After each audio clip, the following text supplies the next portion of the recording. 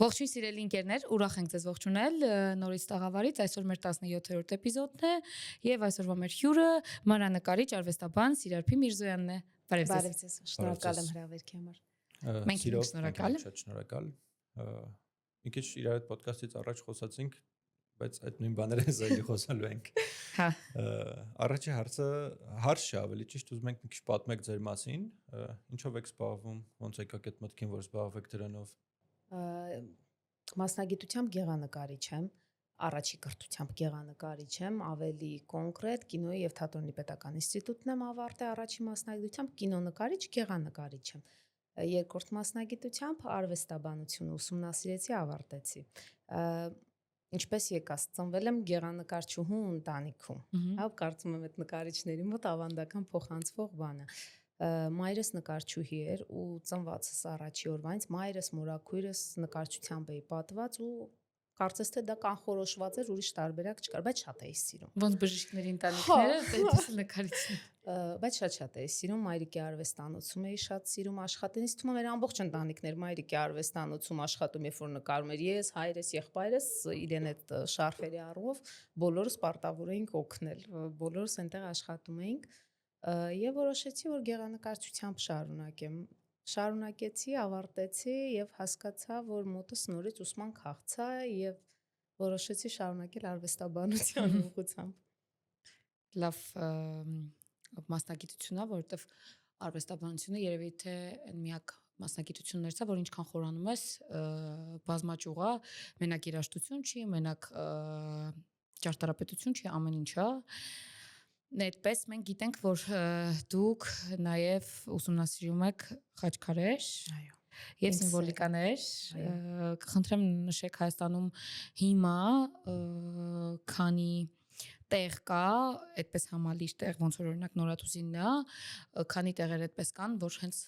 խաչքարեր են ու կարելի է գնալ նայել։ Կենտրոնացված ինչ որ համալիր, որտեղ որ լինեն խաչքարեր, դա Օշականն է, որտեղ որ մեր խաչտառերն են, Խաչատար Ռուբենի աշխատանքներն են, Վարպետ Ռուբենի աշխատանքներ են։ Մյուս մասերը, որ ասեմ, դրանք լինելու են առանձին սրբատեղեր, որտեղ որ կենտրոնացում են հավատքի առումով կամ որևէ խոստման արդյունքում կանգնեցնում են խաչքարեր։ Միայն այդ դեպքում ենք նկապահին տեսնում ընդհանուր մի քանի խաչքար մի տեղում։ Իսկ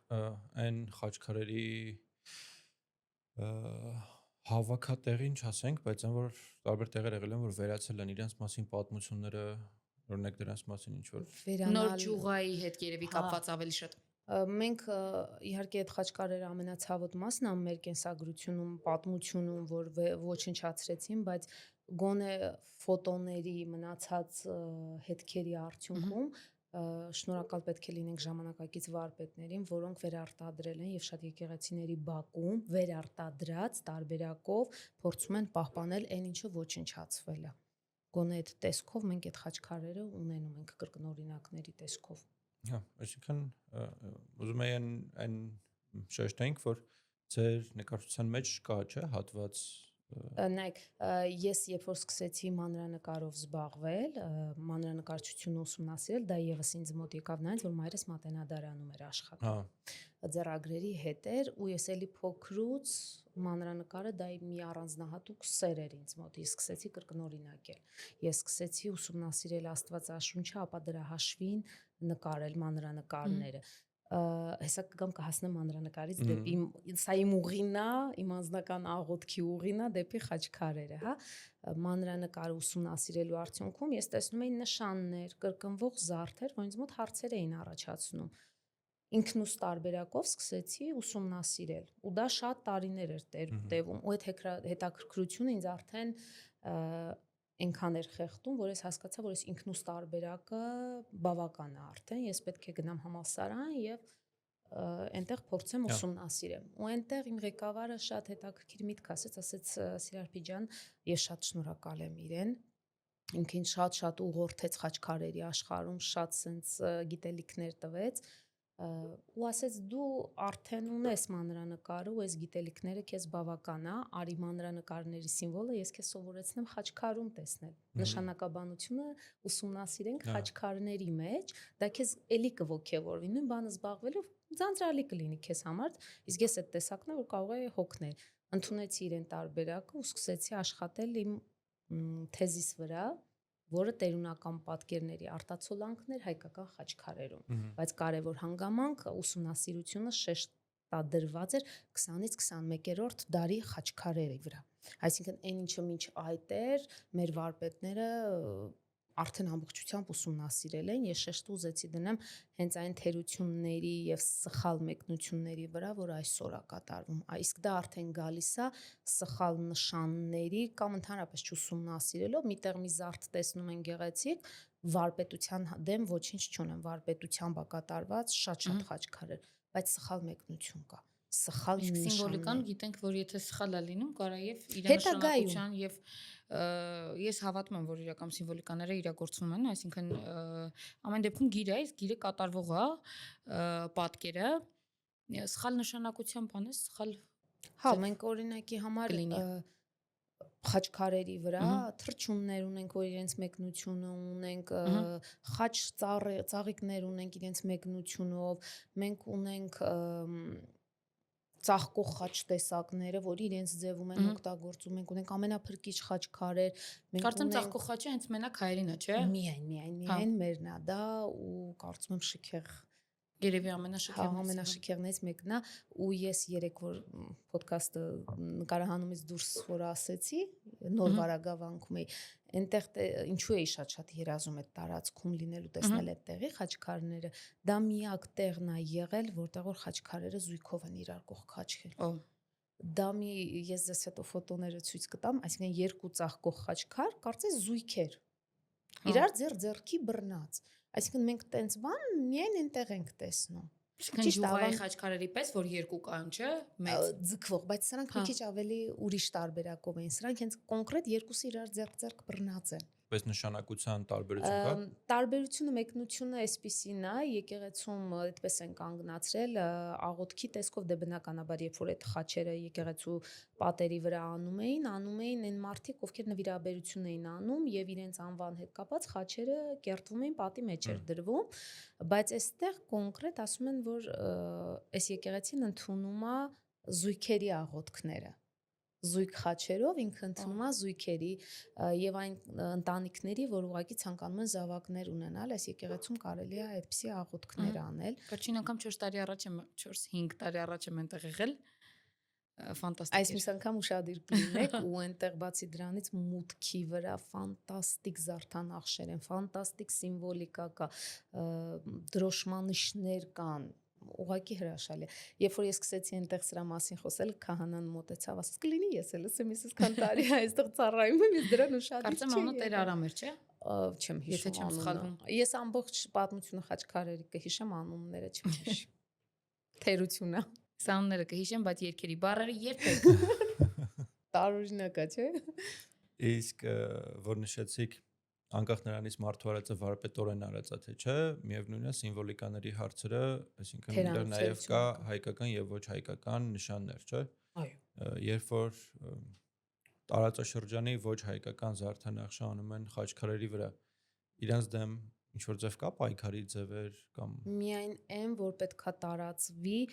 եւ գիտելիքները շատացվի, այսինքն մենք նոր սերնդին, կարծում եմ հին սերունդին արդեն փոխել է անիմաստը, շատ կարծրացած վարպետներ կան, որ անգամ չեն ընդունում այդ տարբերակները, ցավով եմ դա շեշտում Դա էլ Սովետ միության վատ կողմերն են։ Հա,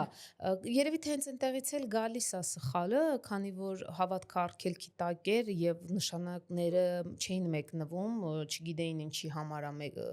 որը որտեղ պետք է անի, ինչ հերթականությամբ ու այդտեղից կարծրացած սխալը եկել է։ Հիմա նոր սերունդին կրթելուց պետքա բացատրվի նշանները,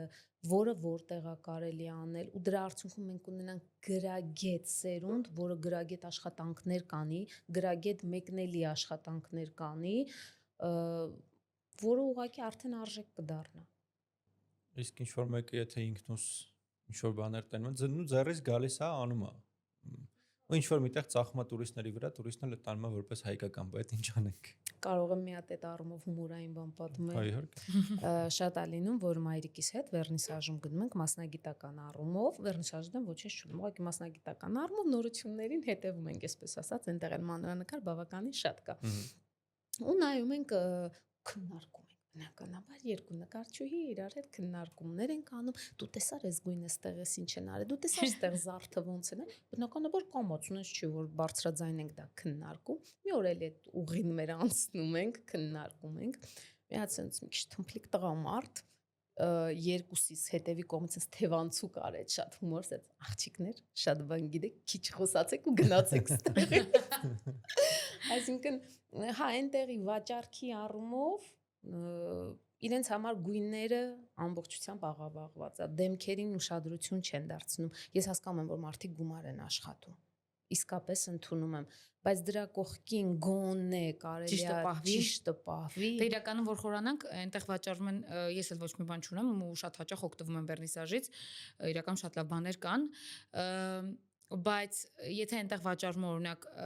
չասեմ, այս թեմայից օրդեն իրոք հոգնել ենք, բոլորս ենք հոգնել, այն թուրքական տարազի թեմաներն է, անգամ չեմ ուզում առնչվեմ դրան։ Տարերն է, հա, օքեյ, հայկական են, բայց արտադրությունը թուրքականն է ու կեղծված էլ բաներ կան մեջը։ Զարդանախշերը, հա, զարդանախշերը թուրքական։ Բայց այդ կտորներով տարազներ գոգնոցներ են կարում, դրանից բրինչներ են կարում, կամ չգիտեմ, սփռոցներ են կարում, վաճառում, նույն գնով անկեղծ եմ ասում, կամ մի քանի հազարի տարբերությամբ վաճառում են ինտերնետյան հարթակում կան տարբեր կայքեր գլխավորությամբ Տերյան կենտրոնի, որ շատ ճիշտ ձևով նախշերը, զարդանախշերը ու տարազը ներկայացնում են, որ միանշանակ ես էլ եմ իրենց հետևում, երևի ուղղակի կենտրոնը վերնիսաժն է, որ տուրիստները գալիս են ու գիտեն, որ այդտեղ պետքա գնան։ Դե բայց վաճառողն էլ մեկը ինչ ծախի վաճառելու է, ինչ դնին դեղ վաճառի։ Նայեք, եթե առաջարկը լինի գրագետ, վաճառողը չի ասելու այս նույն գնի մեջ, ես չեմ դնում քո աշխատանքը։ Եթե մենք ունենանք նույն ուսանող վերցնենք, գրագետ նկարիչ, որ գրագետ տարբերակն է առաջարկում աշխատանքի, վաճառողը չի ասելու ես ա չեմ վաճառում։ Տուրիստի աչքը սովորելու է մեր ավանդական ճիշտ տարբերակին։ Այսինքն ես գիտեի, որ վերնիսաժում մարդիկ են, ովքեր որ ինչ-որ մի բան իրանք են նկարում, սարքում կամ կարում, վերում վաճառում։ Հա, միանշանակ, բայց եթե խոսքը կոնկրետ վերաբերվում արտադրի, դա իրանք վաճառեն, հա թե։ Ինչու ոչ, կան գրագետ նկարիչներ, որ կարող են իրենց աշխատանքները տանել ու ասել, չգիտեմ այնտեղ ոնց են պայմանավորվում, ու իրենց աշխատանքը առաջարկեն, իրենց համար ինչ տարբերություն, թող գրագետ տարբերակը վաճառեն։ Չէ՞ որ աշխարհը մեզ ճանաչում է, այդ տուրիստը այդ գործը կարժեք է այստեղ Հայաստանում։ Այդ է խնդիրը, հեղինակային իրավունքների խախտում կարա լինի, օրինակ մեկը սա Տերյան կենտրոնի հավաքածն է կոպիտ ասած, բայց սա մեր գորգի զարդերից։ Հա, նույն գորգն է, վիշապագորգն է։ Այսինքն հավես չեն անում դնեն, օրինակ այդ մարդիկ մտածեն մի քիչ երկար ու գորգի նախշեր, թեկուզ հենց կրկնօրինակ են գորգը անեն, վաճառեն։ Ուզում ասի, ի՞նչն է խնդիրը, եթե մենք հիմա ունենք այդ թուրքական երկար զոլերով։ Նույն գալիս ենք մեր անցած թեմային podcast-ի cover-ների տարբերակը, չեն դնում մտածեն ինչ նոր գործի cover-ամբ ներկայացնեն կամ մի քիչ երկար մտածեն, հավես չկա, որովհետև արդեն առող կոպիտ ասած եղել է մեկը, ով որ արել է այդ հեշտ տարբերակը ու բոլորը օգտվում են այդ նույն բաներից։ Բայց հեշտը միշտ չի որ ճիշտ է անում։ Իհարկե։ Ասենք մեր նկարչության առումով ես այնքան ուրախ եմ, ամենայն անկեղծությամբ եմ ասում։ Իսկ դա շատ կարևոր է որ լինի։ Այդ իմ պայքարի ուղիներից մեկն է, կարծում եմ մի օր կլինի, որ ուսանողները վերադառնում են, ուսուցման առաջի էտապից հետո վերադառնում են ու հարցերով լի։ Այդ այնքան քաղցր պահ է, երբ որ դու տալիս ես ինֆորմացիան, բացատրում ես ճիշտն ու սխալը, որտեղ նկարչությունն է, արվեստը, մանրանկարը մեզանում այդքան չուսումնասիրված դաշտ է, կարծում եմ, որ սա է ճիշտ տարբերակը, կրկնօրինակում ունի իր ճիշտ ավանդական գրիչներից մեզ ծաղկողներից հասած տարբերակով, պետք է այսպես անես, այնպես գույնը էտապներ ունի, ոսկին ամրացման եղանակ ունի, որթան կարմիրը իր երանգը կաշվի վրա, ուրիշ ձև է արտահայտվում թղթի վրա, ուրիշ է, ամեն ինչը բացատրվում է, ինչու է դեմքը այսպես նկարվում, ինչ ոճ է, գույներ կա, որ հայկական զարդանախշի մեջ չկա, կա օրինակ ուզբեկականի մեջ կամ չգիտեմ թաթարականի մեջ, թուրքականի մեջ, հայկականը չունի, բայց հիմա կարան օրինակ ներկայացնեն այդ գույների մեջ։ Կարող են, բայց դա կլինի միայն անգրագետ մարդկանց մոտ, ովքեր չեն ուսումնասիրել։ Վստահ եմ, որ մեր ուսումնասիրած ուսանողների մոտ դա հնարավոր չի անցնի, որովհետև երեխաների աչքը արդեն սովորում է ճշտին ու այս երիտասարդներին խաբել հնարավոր չի լինի։ Բայց օրինակ հանուն արդարության պետք է ասեմ, որ ես երբ որ ճամփորդում եմ հայկական խանութներ, օրինակ, չգիտեմ, Փարիզում կլինի, թե որտեղ կլինի, մտնում նայում եմ տարազը եւ ազգային էլեմենտներով, զարդանախշերով ինչ որ իրեր շատ ճիշտ է ներկայացված ու շատ գեղեցիկ են անում։ Ես օրինակ 2-3 ուսանողուհի ունեմ, որ ներկա պահին մեկը Նյու Յորքում է, երկուսը Փարիզում են գտնվում, որոնց հետ մենք կապը չենք կորցրել։ Իրենք այնտեղ աշխատում են հայ համայնք,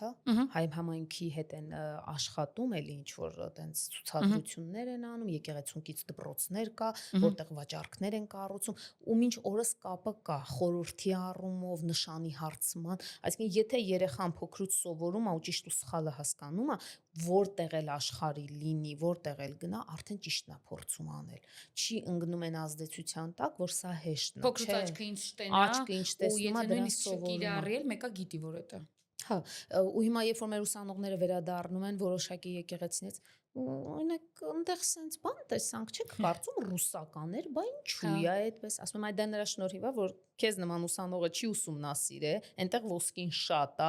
դեմքը արտահայտիչ է նկարած, որոշել է, որ հայկական եկեղեցու խորանում կարելի է անել ռուսական տիրամորը, ռուսական եկեղեցուն բնորոշ տիրամորը։ Այն դեպքում, երբ որ մենք ունենք հրաշալի մեր հայկական տիրամոր օրինակներ, որ կարելի էր անել։ Ամեն ոսկին չի որ փայլում է։ Այս դեպքում նույն խնդիրը կար Թուրքիայում, ես հիմա իրականում չեմ հիշի վանքի անունը, շատ նեղ ճանապարհով մի հատ սարի գագաթին վանք էր հայկական իշխանիկ վանքը եկեղեցին, մի խոսքով կարելի ասել ուխտ էր ամբողջությամբ, որովհետև գնալն էլ շատ բարդություններով էր, բայց գյուղ էր ինքը, ուղղակի սարի գագաթին էր։ Մի խոսքով այդտեղ պարզ հայերեն տառերով գրած է եկեղեցու ճակատին, այս ինչ թվականն է, ու այնտեղի քրդերն ու թուրքերը համոզում էին, որ դա վրացերեն է գրած։ Վրացիներ են ապրել, ասում եմ, ես վրացերեն չեմ հասկանում, բայց ես հասկանում եմ այդ ամբողջ գրածը, որ հայերեն տառերով գրված է։ Վերջի անգամ, երբ որ մեկ ամիս առաջ մենք էլի հրավերքով ցուցադրությամբ եղանք Վրաստանում, մենք այնտեղ մեր հայկական եկեղեցիներից մեկում եղանք, որի դռները փակ էր, ինքը վնասված էր, շատ վնասված էր, ու այնտեղ մենք տեսանք մի հատ շատ դաժան փաստ, որ մեր հայկական գերեզմանակարերի վրա վրացիներն էլ բերել էին, դրել էին իրենց տառերով քար, քանդակած, որ սա այդ եկեղեցում հենց հայերեն գրված է, այսինքն ոչնչացումը ամեն դեպքում տարածաշրջանում հայկականի ահա որ մեծ է եւ մինչ օրս շարունակում է։ Մենք անդադ խոսում ենք, որ հին օրերին մեզ ջարդեցին, մերը ոչնչացեցին, բայց մեր օրերում էլ է դա շարունակվում։ Շատ լուր, շատ հանգիստ ու փոքրիկ հայամայնքներ են, որ Արցախում այն ինչ կար, հիմա կա։ Չկա, իհարկե չկա։ Մենք գիտենք Ղազանչեցոցի մասին կամ այլ կառույցների մասին, որոնք որ էլ չկան, ամենահայտնիները, բայց այնտեղ լիքը վանքեր ունեն, որ այլևս ոչինչ չկա։ Ոչինչ չկա, ես էլ եմ համոզված։ Իրանք 1 րոպե առաջ, 1 օր շուտ ոչնչացրած կլինեն ամեն ինչ։ Իրանք էլ նույն սխալները չեն անի։ Հենց դրա համար կոչնչացնեն։ Իրանք 1 օր շուտ։ Առաջին ցեղասպանությունից հետո մարդը սիրական կերպարը բռնած ինչ որ բաներ պահպանել են, որ ցույց տան մենք էլ ենք իբր թե ժամանակակից աշխարհի մի մաս, երկրորդ անգամ նույն սխալը չեն անի, որովհետև եթե ինչ որ միտեղ մնում է մշակույթը, այդ ազգի ինչ որ ինքը մենակ հոգևորի մասին չի, ինքը նաև գաղափարային այդ ազգին կարա ինչ որ մի օր էլի վերադարձնի տե։ Եթե այդ ազգը տեղի հետ կապվող բան ունի, կլինի եկեղեցի, կլինի գերեզմանատուն, ինչ ուզում է լինի։ Միևնույն է, այդ ազգը ինչ որ մի օր ուզենալու է էլի տեղ գնա։ Եթե չունենանք անցյալ, մենք հաստատ ապագա չենք ունենալու։ Եթե հիմա վերացնեն ամեն ինչ, էլ ինչ որ 20-30 տարի հետո այդ ամեն ինչը էլ չի լինելու։ Նույնը Պորտասարի ուսումնասիրությունը, որ կանգնած է 5%-ը բացահայտված է ու կանգնած է ու թույլ չեն տալիս։ Նույնն է։ Այսինքն մեր մշակույթը այնքան մեծ ասպեկտներ ունի տարածվելու, այնքան հետաքրքիր է մեր հայկական մանրանկարը, խաչքարը այնքան ուղղակի ասելիք ունի աշխարհին, բայց զբաղվողները կան, նվիրալներ միանշանակ կան, բայց երիտասարդությանն է պետք է ամեն ինչը ճիշտ մատուցել։ Իսկ մի բան հարցնեմ, էլի, երկար սպասել եմ այս հարցը տալու։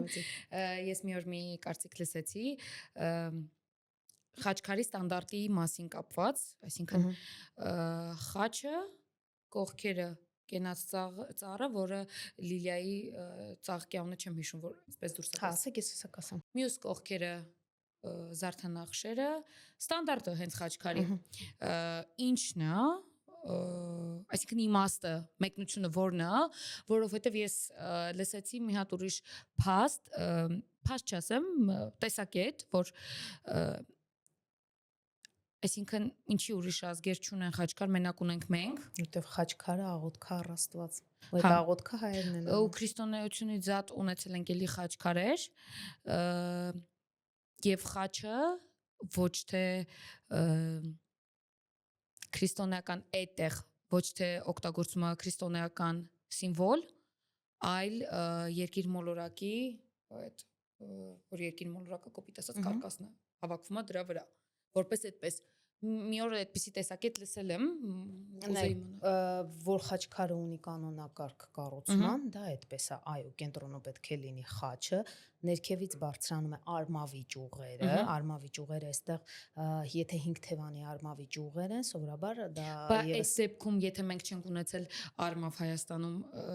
սա 5 տակարանում էլ արմավիճ ուղերը մեկնվում է որպես Մովսեսից ստացած ժառանգություն, 5 թևանի արմավը, դատասը պատվիրաններն են, որ մենք ստացել ենք, այսինքն ոչինչ հենց այնպես չի արվում։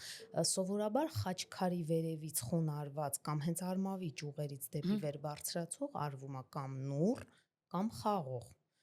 Երկու դեպքում էլ դա կյանքի շարունակության պտղաբերության իմաստն է, հայկական սիմվոլիկա։ Այո, եթե նայում ենք խաչին, խաչը անպայման մեզ մոտ ծաղկած է եւ դա միայն հայկական խաչերին բնորոշ տարբերակն է, որ կյանքը շարունակվել է։ Մեր խաչերին բնորոշ է մյուս ազգերից, հեսա կողքերին էլ կանադառնա, ամբողջ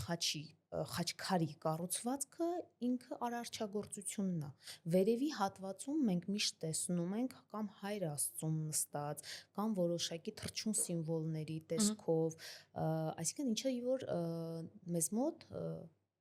երկնային արքայությունն է վկայում։ Ներքևի հատվածում մենք միշտ տեսնում ենք խաչզարդ, որը երկրագույնն է։ Շատ հազվադեպ դեպքերում, երբ որ մենք տեսնում ենք խաչի վրա Քրիստոսի մարմին, իսկ դրանք շատ քիչ են այդ խաչքարերը, դա կոչվում է ամենափրկիչ խաչքարեր։ Ամենավառ օրինակը գտնվում է Հաղպատում։ Այնտեղ է գտնվում ու այդ խաչքարները ինչով են առանձնահատուկ, այնտեղ Քրիստոսի մարմինը խաչի վրա է պատկերված։ Ներքևի հատվածում խաչի տակ մենք տեսնում ենք գագը։ Հիշեմ Հաղպատի նկարը, որ գտնեք, հենց անմիջապես կտեսնեք։ Ու ինքը ներկված խաչքար է։ Ներքևի հատվածում խաչի գանգն է եւ երկու կողմից խորանված լացող կանայք են։ Այսինքն ամեն ինչը եւ Սևանի խաչքարը մենք ունենք, որ մեզանում էլի հրաշալի բացառիկ աշխատանք է, որտեղ որ ամբողջ կտակարանը կարելի ասել ամենագլխավոր տեսարաններով մեզ մոտ, փախուստը, մայրը իշուկի վրա նստած, գտկած մայրամի խաչելությունը, համբարձում ամբողջ այդ խաչքարի վրա պատկերված է։ Սրանք բացառություններն էին, բայց մնացած դեպքերում, այո, կանոնները միշտ նույնն է, զարդերը փոխվում է, բայց օրինակ արմավները լինում է շատ ժամանակ երկու ձեռքը բռնած, դա կոչվում է խաչբուռ խաչքարներ, դրանք իրենց դարաշրջանում են ստեղծվել, հետո էլ չեն շարունակվել, բայց հիմնականում այդ ձեր ասած կանոնակարգը նույնն է, որը արդեն 20-21-րդ դարում շատ խաչքարագործներ դուրս են եկել այդ ստանդարտից։ Այսինքն մենք հիմա տեսնում ենք մեր խաչքարագործները չեն պահում ոչ մի սահմաններ, կարա խաչքարը լինի առանց այդ ձեր ասած ռամկայի, այսինքն խաչի թևերը լինեն ազատ, պարտադիր չի, որ խաչի ներքևի հատվածում լինի զարդանախշը, այսինքն ամեն մեկը խաչքարը անում է այն տեսքով, ինչը որ իրեն պատկերացնում է, ու հենց ստեղից է շատ ժամանակ սխալները գալիս են։ Պարոն Պետրոսյանի կատարած աշխատանքները այնքան անգին են մեզանում, որ սկսած առաջին խաչքարից, խաչքարները մի կողմ, վիշապաքարերից, մենհիրներից ուսումնասիրությունները այնքան մանրամասնությամբ են գալիս հասնում խաչքարերին, որ այնտեղ մեզ բաց չի մնում, հարցեր չի մնում մեկնություններին, ամբողջ վիշապաքարերի սիմվոլիկան խաչքարը փոխարինում են, գալիս է ժամանակ, որ փոխարինում են վիշապաքարերից անցում խաչքարերի, հա։ Այո, սկզբից եթե վերցնենք հեթանոսության շրջանը, վիշապաքարերը էլի ջրի պաշտության վայրերում կանգնացվել են, հետո մենհիրներն են, հետո քրիստոնեությունը ընդունելուց հետո կամաց ավանդույթը վերափոխվեց եւ էլի սկսեցին որոշակի ծիսական արարողություններ կատարելուց կամաց ձևավորվեց խաչքարի տեսակետը ու զարգացավ դա այդ մշակույթը զարգացավ դե բնականաբար բոլոր նոր կրոնները իրենց հետ հիմնվել են մեր ծիսական շատ արարողակարգեր ունենք որ վերծված է մեզանում տոները վերափոխված է բայց ավանդույթը մնացել է նույն ձև խաչքարերի հետ է այսինքն իրեն աշխատությունում մենք չենք տեսնում գոնե մի բաց որ հարց առաջանա խիա խաչես դիրքում խիա տակը այնքան մանրամասնությամբ այդ ամբողջ անցումը կատարած հստակ է ամեն ինչը ամեն մեկնություն որ այսինքն դրանից հետո տալ ինչ որ տարօրինակ եւ չհիմնավորված խաչքարի մեկնություններ եւ ունենալով այս մեծ աշխատանքը ոնց ենք կարողանում մենք հիմա կատարել անգրագետ անճաշակ աշխատանքներ վարպետորեն կատարած, բայց կարող է պատվերներից, այսինքն պատվիրատուից է գալիս։ Չեմ կարա բացատրեմ, որտեղ շատ վարպետների հետ շփվելուց նույն այդ վերնիսաժ մանրանկարի բանին ենք նորից հետ գալիս, խոսակցությանը, որ հա գումարը կա, շատ մարդիկ պետք է գումարը աշխատեն։ Դե խաչքարա պատվիրում ծնողս լինի, խաչը լինի, սա լինի, նա լինի, ախր բայց ուրիշ ձև կարելի է դա մատուցել, ուրիշ ձև կարելի է հարգել հիշատակը, պետք չի հին ավանդույթը նորի հետ խառնել, ստեղծել մի հատ նենց մի բան, որ հետագա արվեստաբանները դա չեն կարողանալու ոչ մի ձև մեկնաբանեն ու մեր ավանդույթի մեջ մտցնեն։ Այդ նույն ձև փոփոխությունները 5 յուղեր որ գնում ենք, տեսնում ենք գերեզմանատներում գերեզմանակարերի էվոլյուցիայից։ Հա, ճիշտ է։ Հա, մեկ յուղում էլ կա 5 գերեզմանոցնոր, քարածածկած բան, հետո տափակ ա եղել, հետո մի անգամից կլոր ինչքան սիրուն է։ Հա։ Ու հետո դառել է գերեզմանակարի կողմ։ Հա, դա ուզում ասեմ, մի քիչ բան է, որ գերեզմանակարին ասում ենք սիրուն են, բայց ամեն դեպքում բայց չէ, պատմություն է, պատմություն է, հա, իսկապես չի կարող չասել։ Նախնիների պաշտամունք են ունեցել ու եւ շատ ավանդույթները հենց դրա հիման վրա է։ Հա, ու ես կարծում եմ, որ դա իրականում պետք է, որովհետեւ առանց նախնիների կամ առանց հին պատմության ոչինչ ենք։ Տեսեք, միգուցե հենց սրա արդյունքում է, որ մենք չենք կրկնում այդ զարդերը։ Եվ սրա արդյունքում մենք մոռացություն ենք ունենալ։ Լավ, 100 տարի հետո չեմ ասում, 50 տարի հետո մեր արվեստաբանները ինչ ժառանգության մասին են գրելու, քննարկելու։ Ես նույնիսկ երկերի համար եմ ասում։ Ինչ ժառանգ։ Ես փորձում եմ սս գլոբալ նայել այդ հարցին։ Ինչ ժառանգություն ենք մենք թողնում։ Չունենք։ Չէ, չեմ եթերից դուրս իհարկե խոսացինք, Արտուրի հետ էր, թե ում հետ էր խոսացինք։ Չէ, Էդգարի հետ անցած այսինքն հիմա չեմ հիշում կոնկրետ ում հետ էինք խոսում ոդկասթի նկարանումից հետո որ կան մասնագետներ որոնք որ իրենց համարում են ուսուցիչներ կամ կան չէ երգիչներ որ ասում են այ ես սրա աշակերտն եղե բանման բայց որ խորանում ես իրենք իրենց հետևից ոչ մի բան չունեն թողած ես մտածում եմ որ մարդու արժեքը հենց դա է գալիս որ հետևից բան են թողում ինչ որ մի ժամանակ հետո ասում են որ օրինակի համար էս մի բան է արել է այսինչ մարդը ու նույնն էլ գալիս է մարդու ֆակտորը հանենք ստեից նույն խաչքարին է խաչքարի օրինակը բերենք եթե ինչ որ մի օր 2026 թվի խաչքար չեն բերելու որ ասեն այս 2026 թվի խաչքարա ուրեմն ստացվում է որ ինչ որ մի բայ վերացել են շարունակում ենք լինել ուրիշ ազգ ուխտի գնացողների հանդեպ իրոք հարգանքով եմ ասում բայց 2026 թվականի 25, 24 թվականների ստեղծված խաչքարեր կան նորություններ որոնք գալթախճիում են Այ դրա մասին էր, երբ որ սկզբից դուք ինձ հարց տվեցիք խաչերի խաչքարերի գալթախճի վերաբերյալ ես չգիտեմ ինչի են սարքել տուրիստական կենտրոն ես համաձայն եմ որ ամեն մարդ ունի իր ուխտի տեղը որ գնում է ու մի քիչ էլ մտածում եմ որ ենթագիտակցությունից էլ է գալիս այսինքն եթե դու շատ հավատաս կլինի Չեմ կարող ասել այդ ուխտի ճանապարհը ամեն մեկս մերն է կրում, ամեն մեկս դա գիտե որ ամեն մեկը իր ինդիվիդուալ ունի իր ճանապարհը ոնց է բարձրանում որ կատարում։ Բայց ուղղակի այստեղ խաչվում է հավատքն ու սնահավատությունը մեզանում, որ ինձ համար միշտ մի քանի անգամ ինքս էլ եղել եմ Ղալթախչի։ Ես երբեք չեմ եղել։ Չէ, եղել եմ մի քանի անգամ այնտեղի խաչքարներն էլ եմ ամբողջությամբ ուսումնասիրել գրվածքներով, նորեր էլ կա, այնտեղ հներ էլ կան։ Հին ասելով ի նկատի ունեմ մոտապես 30 տարվա հնությամբ, դրանից ավել հինը չկար նոր կանգնացված մի խաչքար։ կարծիք ձեզնից ըստ ձեզ դա 100 կամ 50 տարի հետո լավ 50 տարի հետո որպես այս թվերի կամ 90-ականների արժեք կլինի թե ոչ։ Չէ, նայեք, քանի որ հենց իմ աշխատանքը դրա հիման վրա էր, ես հիմա էլ կարող եմ ասել, որ իրանք արժեք չեն, իրանք թողինձներ են բոլոր վարպետները։ Ես հասկանում եմ ինչ եմ ասում եւ ինչ հարցակումա տեղի ունենալու, բայց ամեն դեպքում արժեք չի լինելու, որովհետեւ իրանք միշտ համեմատվելու են հնի հետ։ Հինը մեզ մոտ այնքան կատարյալ է, այնքան ամբիծ է, այնքան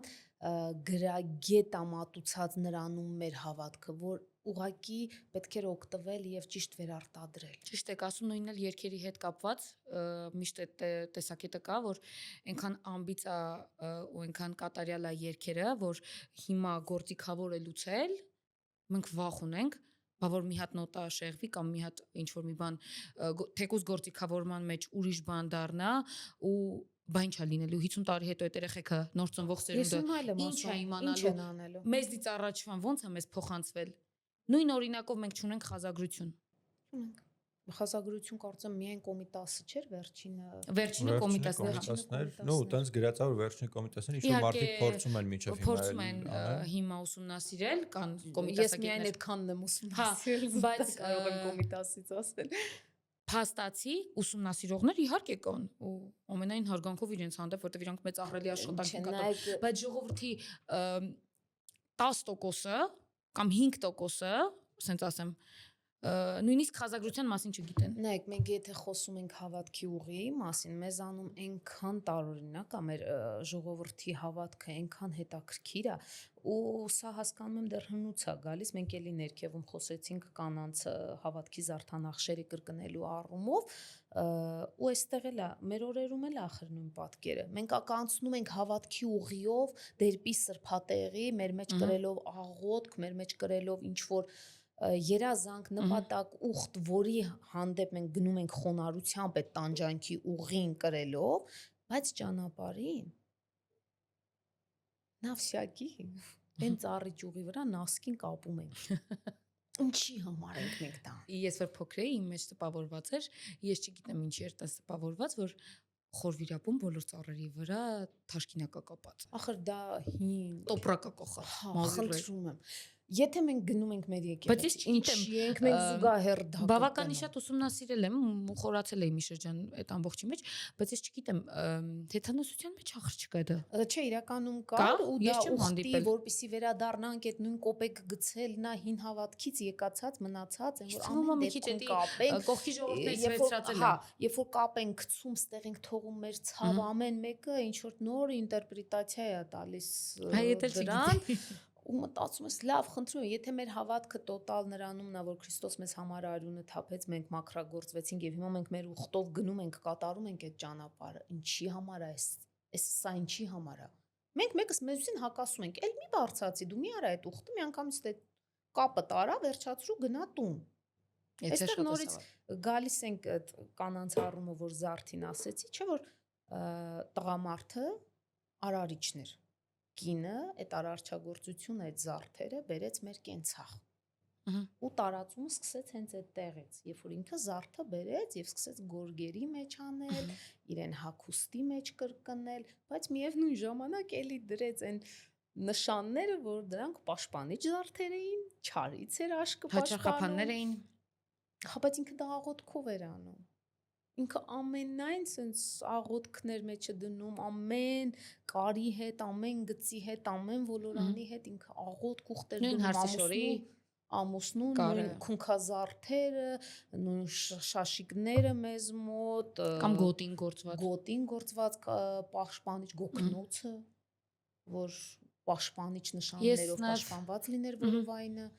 այսինքն մենք հավատքով ենք արել, բայց միևնույն ժամանակ պահել ենք հին ավանդույթները, սնահավատությունը մեզանում կա։ Կուզենայի խոսեինք նաև այդ ռիթրիտների մասին, թեկուզ այն գործունեությունը, այդ մանր որ անում են զարդանկարչությունը թեկուզ, որ իրականում դա էլ ինչ որ ուխտի թեկուզ քվանտային բանով եմ ասում, ուղեղի մեջ ինչ որ փոփոխություն տալիս է։ Ես կարող եմ վատ եմ բացատրում, բայց նեյրոգրաֆիկայով ես համոզվել եմ, որ իրականում կրկնվող զարդանախշերը բերում են մեդիտատիվ, եթե կարելի է այդ բառը այստեղ կուզեի դրա մասին խոսել, ուրիշ տարբերակ չունեմ, որպեսզի հասանելի լինի, մի քիչ փորձեմ շատ տերմիններով չխոսեմ, փորձեմ մի քիչ ավելի մատչելի տարբերակով, հետո ամսի 30-ին, երբ որ մենք մեր առաջի ելույթը կունենանք, այնտեղ բոլոր փակագծերը կբացենք իհարկե, հիմա փորձեմ մի քիչ ավելի հակիրճ տարբերակով ներկայացնեմ, քանի որ ապացուցված է արդեն իսկ մեր օրը գիտականորեն ապացուցված է, որ տարբեր ժամանակներում, տարբեր մշակույթներում ստեղծվել են հատուկ զարդանախշեր, որոնց պտույտները կրկնվող զարդերը, ոլորանազարդերը, իհարկե իրենց իմաստը ունեն, բայց հենց կոնկրետ շարժման մասին եմ ներկա պահին խոսում, տեխնիկական մասն եմ ասում, մարդուն կարողացել են բերել հոգևոր հանգստության, այսինքն միտքը ազատելուն, երբ որ մարդը կրկնվող որոշակի գործողություն միառժամանակ կատարում, այո, կենտրոնացվածությունը շատանում է, ճիշտ է, այն ժամանակ ինտուիտիվ են արել մարդիկ բոլոր շրջաններում, բայց նաև որոշումներ են եկել, որոնք հիմա փաստացի այնքան գիտական բաներ կարելի է, մի հատ գեղեցկական ուղղակի ժյուրիի վրա այնքան գիտական բաներ կարելի է խոսել դրա մասին, որ էլի կրկնվող բառերով ոնց երեխուն օրինակ բժշկացնել, հետո քնացնել։ Այս նույն ձևով մարդը կարողացել է ազատել իր միտքը, կենտրոնացման բերել, ճիշտ աղոթքին գնալ, նույն կանայք է, չէ, որ մեր հին ժամանակներում կանայք ինչ կենցաղ են ունեցել, տուն, երեխաներ, ամբողջությամբ փակ, մենք ենք հիմա մեզ կարող ենք թույլ տալ գնալ յոգայի, գնալ որոշակի ինքնազարգացման, իսկ մեր կանայք դրանից զրկված են եղել եւ ոնց են կարողացել իրենց կենցաղը լրացնել որոշակի առումով մեր խոսք որ ասում են կայացել է, չէ, կինը ինքը իրան գտել է նոր խոբի կամ ինչ որ մի բան, նմանատիպ մեկնություն տանք հին օրերում կնոջ կրկնվող զարդանախշերը որ արել է եւ կարողացել է վերագտնել իրան, ինքն իրեն հասկանալ, ամեն ոլորանանելուց կինը դրա մեջ դնում էր պաշտպանիչ աղոթք եւ հակառակը կար բնույթի, այսինքն ոլորազարդերը բացելուց, չարքը գնա, այս ինչը գնա, այսինքն զարդը հետ կողմից կրկնվելուց արդեն հակառակ նշաններն էլ էին էլ իրանք օգտագործում։ Այդ հիմա է արդեն ապացուցված, որ այո, գիտականորեն իրենք մեդիտատիվ շատ հավես էֆեկտ են ունեցել կանանց համար, թե գորգերի այդ անդադար նույն շարժումը, աբսիդների վրայի նկարչությունը, կերամիկայի վրայի նկարչությունը, թեկուզ սովորական գործելը, ասեղնագործությունը, բայց այստեղ շատ կարևոր հանգամանք է, որ մեր կանայք այդ շատ սիրուն զարդերը էլի, քանի որ մանրանկարները շատ էին արվում էին ծաղկողների կողմից, շատ նրբորեն կանայք կարողացան անցկացնել շատ զարդեր իրենց կենցաղ, իրենց հագուստ, տան պարագաների, պաշտպանիչ զարդերի մեջ։ Երևի կենտրոնը ինձ թվում է ամենաշատը, որ շատ ավելի օգտագործել են եղել է Վան Վասպուրականը, որտեվ հիմա որ նայում ենք այնտեղի զարգացվածությունը, այնտեղ զարդագործությունը, հագուստի հետ կապված շատ ավելի հարուստ է եղել։ Հարուստ է եղել, զարդանախշերը շատ կրկնվել են։ Միակ տեղն է, որտեղ խխունջներ եմ տեսել, որ հագուստի վրա ամեն ինչ, ճիշտ է խավերից կախված, այտենց թանկարժեք քարեր, թանկարժեք սիմվոլներ իրանց մերա կարող էին իհարկե բնականաբար ավելի հարուստ եւ կայացած կանայք թույլ տային կրեն, նույն զարդերը մի քիչ ավելի մատչելի տարբերակով ցածր խավներ կրում, բայց մեր խոսքը հենց զարդի որակի մասին չէր, մեր խոսքը, այսինքն գործունեությունը նրանում նկայանում, որ մենք մեր օրերում մոռացել ենք այն ոլորանազարդերը, այն խաչ զարդերը, պաշտպանիչ զարդերը, որ մեր տատիկներն են օգտագործել ու ստացել են մեծ արդյունք, մեծ ժառանգություն են մեզ թողել եւ մենք ուզում ենք մեր կանայք աշխատանքից հետո լինի կարողանան այդ արտասահմանյան մանդալաները լինի կամ ինչ որ բաների փոխարեն այդ նույն արդյունքը ստանան հայկական զարդանախշերը կրկնելով։ Եվ մեր խոսքը ուսումը դրա վերաբերյալ է։ Բացի դրանից իրենք սովորեն ճիշտ զարդանախշերով։ Եթե անգամ ցանկանում են որոշակի պաշտպանիչ նշաններ անեն, հա, դա դեմ չի ոչ մի բանին մեզ չի խանգարում, որովհետև նույն այդ աղոթքով կարելի է նկարել պաշտպանիչ խաչեր, որը նույնձև այդ աչքի ու լունքի փոխարեն կամ ինչ որ բանի փոխարեն կինը կարող է իր տանը օգտագործել, բայց ավելի գրագետ տարբերակով։ Իսկ ո՞նց իմանան այդ ամեն ինչի մասին։ Մենք դա սովորեցնելու ենք։ Դե հենց այդ եմ ուզում ասել։ Դուք ասեք, թե ոնց իրենք ծանոթանան այդ ամեն ինչ։ Ամսի 30-ից հետո, երբ որ մեր ելույթը առաջի տեղիք ունենա, մենք արդեն կհայտարարենք, որ օրերը որտեղ է լինելու եւ կանանց մուտքը իհարկե ազատ է լինելու, ով կցանկանա, որովհետեւ ոչ միայն խոսելու ենք, այսինքն լինելու այնպիսի միջավայր, պարտադրող գիտական թեզերի մատուցում չի լինելու այստեղ։ Շատ ավելի մաչելի է լինելու։ Այո, որովհետեւ շատ-շատերին նաեւ երբ որ սկսում է շատ գիտական մասից խոսալ, դառնում է ձանձրալի եւ կիսատ է մնում։ Իսկ երբ որ այնպես է չի, որ աստղաքաղ վիճակ է լինելու, բայց մի զարդի բացատրությունը, եթե ինչ որ մեկին հետաքրքրում է կնոջ ծաղկունքը, մյուսին պաշտպանիչը, մյուսին զավակին աղոթքը, պաշտպանիչ զարդանախշերը, լինելու է սեմինարներ, այսպես ասենք, հա, որոնք մի բաժակ հաճելի գինի, երաժշտություն, քննարկում, բացատրություն եւ իրենք տեղում արդեն կլինի բադիկայի վրա, կլինի մագաղաթի վրա, կառաջարկվի տարբերակներ, թե կնոջի ինչն է հետաքրքիր ուսումնասիրել եւ այդ զարդերը կկրկնեն իրենց ցանկալի նյութի վրա եւ իրենց հետ կտանեն։ Արդեն սովորելով բան հիշեցին 1 տարի առաջ իմ ընկերուհին, ում հետ որ կազմակերպում ենք մամաբալիկ միջոցառումներ կամ ուղղակի միջոցառումներ, որոնց ժամանակ կանայք խոսում են հիմա գործող հետաքրքիր կանայք նկատի ունեմ կամ կավագործություն պլյուս գինի մի խոսքով ու 1 տարի առաջ ընկերուհիս կազմակերպել էր մի հատ միջոցառում, որի ընթացքում ովքեր որ ուզում էին մասնակցեին, բերում են իրենց հետ իրենց մայրիկից կամ տատիկից մնացած հին ուլունքներ կամ տանը ինչ որ վզնոցներ բաներ ու նոր ինչ որ բան էին ստանում դրանից ու այդ ընթացքում հիշեցի, որ փոքր տարիքում ինչքան շատ ուլունքներ մամասուներ, որոնք մնացել են ու հիմա էլ դե մոդայից դուրս են եկել ժամանակի ընթացքում ինձ էլ ավելի շատ ոսկին ու արծաթն են դուր գալիս, եթե անկեղծ բոլորիս քան քարիկները, ուլունքները չնայած այս տարի մի քիչ տենդենսը փոխվել է ու ավելի տրենդային են դառնում քարիկները նորից, բայց հա, այդ գունավոր քարերը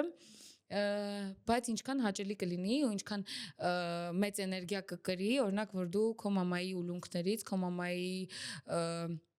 ջահել ժամանակվա այդ վզնոցներից ստանաս նոր մի բան, որը քեզ իրոք էներգիա է տալու, դու կրելուց իմանալու ես, որ թեկուզ մամատ կրել է դա։ Դա էլ չէ՞ մեր ժառանգության մի մասը, կանանց փոխանցվող զարդերը, դա մեր ժառանգության մի մասն է, մենք իրենցից վերցնում ու ժառանգում ենք ու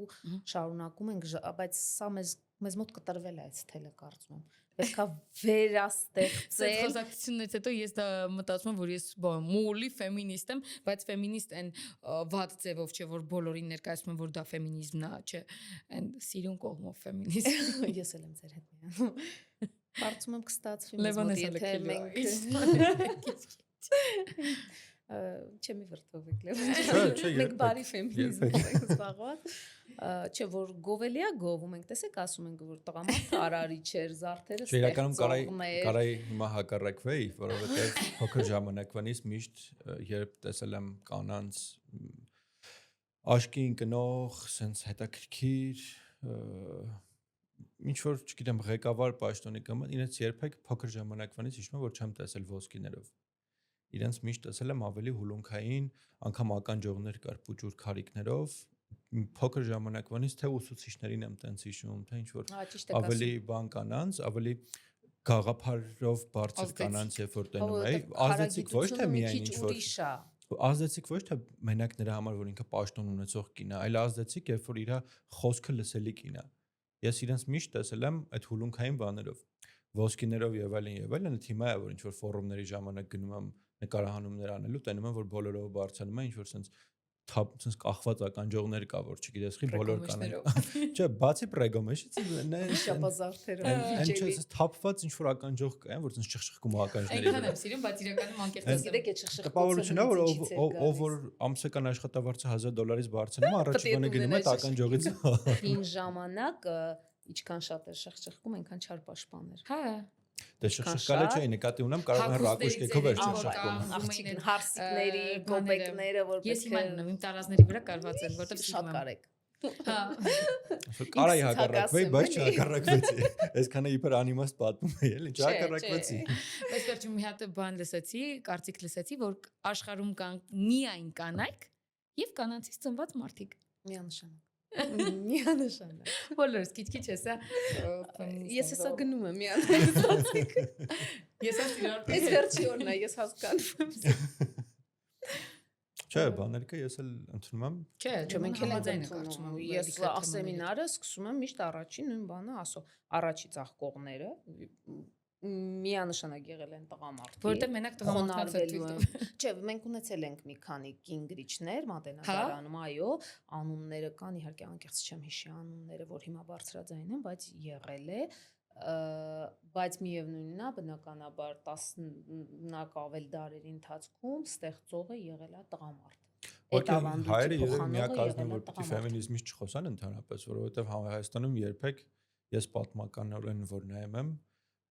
կանանց դերը երբեք ցածր չի եղել։ Ճիշտ նկատառում է։ Ու Հայաստանը սկսած այն երևի նու չասեմ Տիգրան մեծ, որտեվ այդ ժամանակ տենց առանձնապես չեմ հետաքրքրվել կանանց դերը ինչն է եղել, էլի բարձր եղել։ Բայց երբ որ սկսում եմ ինչ-որ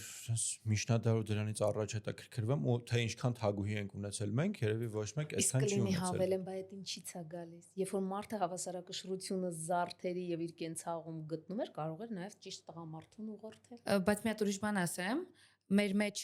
երևի են ինչը որ հիմա օրինակ, չէ, ինչը որ հիմա մեզ հասնում է, որ կնոջը ուղակի տանը երեխա ունենալու համար են տարել կամ չգիտեմ վատ ձևով են ներկայացնում այդ ամբողջը, որ կինը ոչ մի բան ա եղել, էդ էլ եղել են շրջաններ, որ երևի հարևան երկրի իսլամական ազդեցությունն է եղել, հա, թե չէ, երբ ոնց նայում ենք, իրականում կնոջ դերը շատ բարձր է եղել։ Ախր չգիտեմ, իհարկե հասկանում ենք, որ կինը տղամարդը հավասար չեն, չէ, միանշանակ հավասար չեն։ Դա գիտակցում ենք, որ հավասար չեն։ Ինձ համար ամեն դեպքում այն ինչի մասը դա իմ կարծիքն է, բայց ոչ մի դեպքում հավասար չի կարող։ Կնոջ դերը իրականում կենցաղում եւ ոչ կենցաղում շատ այլ է եղել, տղամարդու դերն այլ է եղել։ Ես կարծում եմ, դրա համար հավասար չեն։ Ճիշտ բաշխում կա եւ Աստծո կողմից շատ իսկ բարձր են։ Չէ, իրենք հավասար են։ Եթե խոսում ենք կին տղամարդ հարաբերությունների մասին, բնականաբար կինը տղամարդը հավասար են, դերերի ճիշտ բաշխման մասին է խոսքը։ Ընկալել մեկը մյուսին ճիշտ բաշխված դերերով։ Այդ դեպքում կարծում եմ ամեն ճիշտ, բայց եթե կինը ներախուժում տղամարդու դաշ, տղամարդը ճաշի մեջ ա մտնում, այս չակերտավորում ասում կարանք եթերի բան չանենք, էլի, եթե ավելի նոր։ Մենք հաջորդ մեր հյուրը հենց խոհանոցի թեմա է լինելու։ Այսինքն եթե ամեն մեկս մեր դիրքում այս հարցին անալ կտամ։ Մեկը մյուսին կարծում եմ արդեն չէր խանգարի եւ ֆեմինիզմը չէր ծնվել։ Հավասարության ամենա ակնհայտ բաներից այն է, որ Հայաստանում հավասար են եղել, այդ մեր տատիկներն են բոլորի։ Ես երբեք չեմ տեսել մի տատիկի, ով խեղճ ու կրակ տատիկ է։ Ես հայ խեղճ ու կրակ տատիկ չեմ տեսել։ Տատիկներն էին այստեղ խեղճ ու կրակ։ Հենց որ երբ որ հայերը հիմա ինչ որ մոդա է, էլի, Instagram-ով չգիտի ինչ կոնտենտ անի, ֆեմինիզմից է խոսում։ Համաձայն եմ։ Ֆեմինիստական թեմաներից անցում ենք մեր հարցուն էինք ձեզ։ Շարֆերի հետ կապված մենք գիտենք, որ դուք նկարում եք կտորի վրա, մի փոքր դրանից պատմեք, ինչ նյութերով եք անում, ինչ նյութի վրա եք անում։ Շատ լավ։ Կտորների հանդեպ սերը եւս ինձ մայրիկից եմ ժառանգել, որովհետեւ ինքը երբ որ ծնվել եմ, ինքը աշխատում էր բատիկայով ու ոչ հասարակ տարբերակով, ինքը աշխատում էր կոնկրետ եփած բատիկայի տեխնիկայով, որը շատ հին ոսկով ակնամոմով մշակված տարբերակն է բատիկայի եւ դա համարվում է հին ավանդական տարբերակը։ Հիմա բացատրեմ մանրամասն, հա, երբ որ մանկուց իրեն հետ այդ տեխնիկայով նկարել է ու արդեն ավտոմատ ինքը կրկնում է իրեն այդ շարժումը, երբ որ ասում ենք ընտանիքով ենք մայրիկի զոհը, սրա մասին է խոսքը,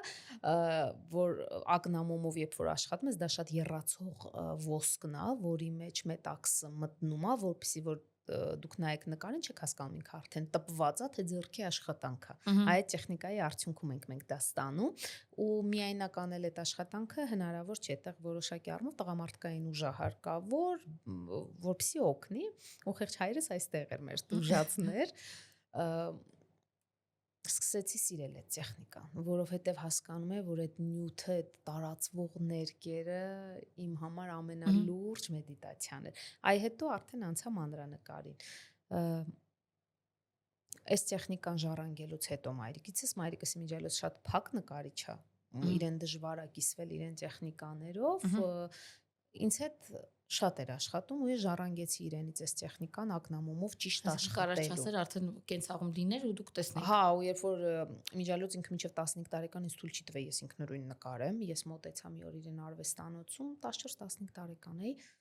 ասի մամ ջան, այն սպիտակ կտորը, որ ավելացել է, կտաս ես էլ եմ ուզում նկար անել։ Չնայած արդեն այդ ժամանակ լուրջ էի զբաղվում նկարչությամբ, արդեն պարապմունքներ, ընդունելության էի պատրաստվում։ Առանց ոչ մի բան ասելու, վերցրեց պատրամնիկը, ինքնուրույն ձգեց, տվեց, ասեց հուսով եմ գիտես ինչ պետք է անես, որովհետև ես քեզ չեմ օգնելու։ Սիվայ, քննություն, ես սրան պատրաստ չի։ Եկավ հայրիկս, ասեց ես քո հետ եմ, քանի տարի է տեսնում եմ մամայիդ աշխատանքը, ես քեզ կօգնեմ։ Ու այդպես էլ եղավ։ Հայրիկս իմ հետ հավասար չէ, շատ շքեղ եղավ,